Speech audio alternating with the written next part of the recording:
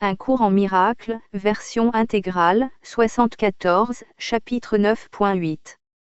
L'acceptation de l'expiation. 8. Grandeur versus grandiosité. La grandeur est de Dieu et de lui seul. Par conséquent, elle est en toi. Chaque fois que tu en prends conscience, même très vaguement, tu abandonnes l'ego automatiquement, parce qu'en présence de la grandeur de Dieu, l'insignifiance de l'ego devient parfaitement apparente. Quand cela se produit, bien qu'il n'y comprenne rien, l'ego croit que son ennemi a frappé et il tente d'offrir des dons pour t'induire à retourner sous sa protection. L'infatuation est la seule offrande qu'il puisse faire. La grandiosité de l'ego est son alternative à la grandeur de Dieu. Laquelle choisiras-tu? La grandiosité est toujours une couverture du désespoir. Elle est sans espoir parce qu'elle n'est pas réelle. C'est une tentative pour contrebalancer ta petitesse, basée sur la croyance que la petitesse est réelle.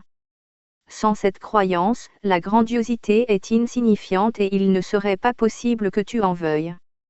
L'essence de la grandiosité est la compétitivité, parce qu'elle comporte toujours l'attaque. C'est une tentative délirante pour faire plus et non pour défaire. Nous avons dit plus tôt que l'ego oscille entre la suspicion et la méchanceté. Il reste suspicieux aussi longtemps que tu désespères de toi-même. Il passe à la méchanceté quand tu décides de ne pas tolérer l'abaissement de soi et d'y chercher remède. Alors il t'offre l'illusion de l'attaque comme solution. L'ego ne comprend pas la différence entre grandeur et grandiosité, parce qu'il ne voit pas de différence entre les impulsions miraculeuses et ses propres croyances opposées à l'ego. Je t'ai dit que l'ego est conscient d'une menace sur son existence, mais qu'il ne fait aucune distinction entre ces deux sortes de menaces très différentes. Son profond sentiment de vulnérabilité le rend incapable de jugement, sauf dans le sens de l'attaque. Quand l'ego se sent menacé, sa seule décision est à savoir s'il doit attaquer maintenant ou se retirer pour attaquer plus tard. Si tu acceptes son offre de grandiosité, il attaquera immédiatement. Si tu ne l'acceptes pas, il attendra. L'ego est immobilisé en présence de la grandeur de Dieu, parce que sa grandeur établit ta liberté. Même la plus petite indication de ta réalité chasse littéralement l'ego de ton esprit, parce que tu abandonnes tout investissement en lui. La grandeur est totalement sans illusion, et parce qu'elle est réelle, elle est irrésistiblement convaincante. Or la conviction de réalité ne te restera pas à moins que tu ne permettes pas à l'ego de l'attaquer. L'ego fera tous ses efforts pour retrouver et mobiliser ses énergies contre ta délivrance. Il te dira que tu es insane et soutiendra que la grandeur ne peut pas être une réelle partie de toi à cause de la petitesse en laquelle il croit. Or ta grandeur n'est pas délirante parce que tu ne l'as pas faite. Tu as fait la grandiosité et tu en as peur parce qu'elle est une forme d'attaque, mais ta grandeur est de Dieu, qui l'a créée à partir de son amour. De ta grandeur, tu ne peux que bénir, parce que ta grandeur est ton abondance. En bénissant, tu la tiens dans ton esprit, la protégeant des illusions et te gardant toi-même dans l'esprit de Dieu. Souviens-toi toujours que tu ne peux être nulle part, sauf dans l'esprit de Dieu. Quand tu oublies cela, tu perds espoir et tu attaques. L'ego dépend uniquement de ton désir de le tolérer. Si tu es désireux de regarder ta grandeur, tu ne peux pas désespérer et tu ne peux donc pas vouloir l'ego. Ta grandeur est la réponse de Dieu à l'ego, parce qu'elle est vraie. Petitesse et grandeur ne peuvent coexister, et il n'est pas possible non plus qu'elles alternent. Petitesse et grandiosité peuvent et doivent alterner, puisque les deux ne sont pas vrais et sont donc au même niveau. Étant le niveau du changement, l'expérience qu'ont en fait est changeante et les extrêmes en sont la caractéristique essentielle. Vérité et petitesse sont le déni l'une de l'autre parce que la grandeur est vérité.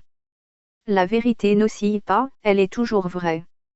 Quand la grandeur t'échappe, tu l'as remplacée par quelque chose que tu as fait.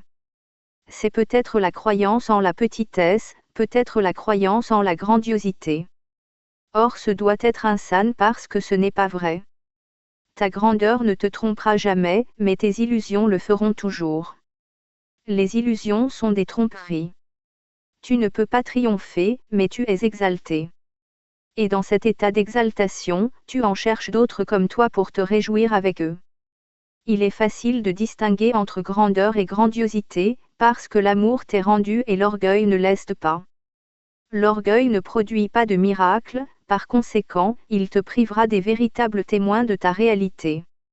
La vérité n'est ni obscure ni cachée, mais son évidence pour toi réside dans la joie que tu apportes à ces témoins, qui te la montrent. Ils témoignent de ta grandeur mais ils ne peuvent témoigner de l'orgueil parce que l'orgueil n'est pas partagé. Dieu veut que tu contemples ce qu'il a créé parce que c'est sa joie. Ta grandeur peut-elle être arrogante quand Dieu lui-même en témoigne? Et que peut-il y avoir de réel qui n'est pas de témoin? Que peut-il en sortir de bon? Et s'il n'en sort rien de bon, le Saint-Esprit ne peut pas l'utiliser. Ce qu'il ne peut pas transformer en la volonté de Dieu n'existe pas du tout. La grandiosité est délirante parce qu'elle est utilisée pour remplacer ta grandeur. Or ce que Dieu a créé ne peut pas être remplacé.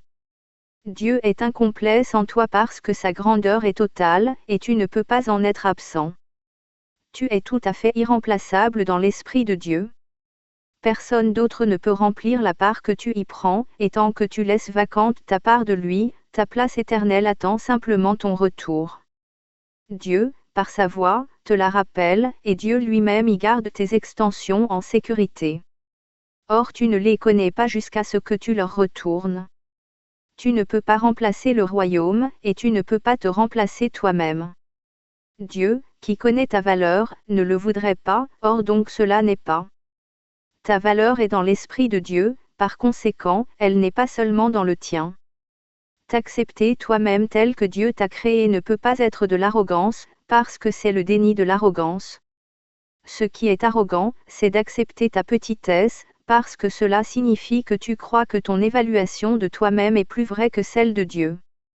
Or si la vérité est indivisible, ton évaluation de toi-même doit être celle de Dieu. Tu n'as pas établi ta valeur et elle n'a pas besoin de défense. Rien ne peut l'attaquer ni prévaloir contre elle. Elle ne varie pas. Elle est, simplement. Demande au Saint-Esprit ce qu'elle est et il te le dira, mais n'aie pas peur de sa réponse, parce qu'elle vient de Dieu. C'est une réponse exaltée à cause de sa source, mais la source est vraie et sa réponse l'est aussi. Écoute et ne mets pas en question ce que tu entends, car Dieu ne trompe pas. Il voudrait que tu remplaces la croyance de l'ego en la petitesse par sa propre réponse exaltée à ce que tu es, afin que tu cesses de la mettre en question et la connaisses pour ce qu'elle est.